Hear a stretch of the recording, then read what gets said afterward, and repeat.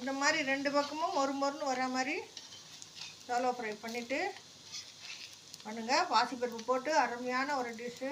இது கட்லெட்டு. குழந்தைங்க இதுக்கு லீவுக்கு ரொம்ப என்ஜாய் பண்ணி சாப்பிடுவாங்க. பன்னீர் வாங்கி நல்லா துருவி போடுங்க.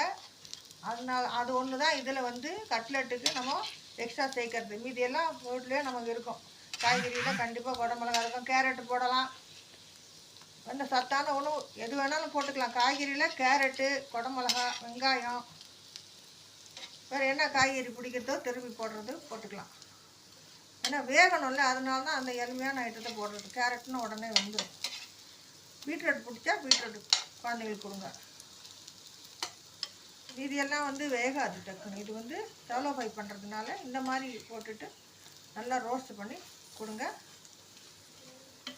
இந்த வீடியோவை நிறைய பேருக்கு ஷேர் பண்ணுங்கள். இப்போ லீவுக்கு இது எல்லோரும் வீட்டில் இருந்தபடியே நமக்கு குழந்தைங்களுக்கு ஸ்நாக்ஸ் பண்ணி கொடுக்கலாம்.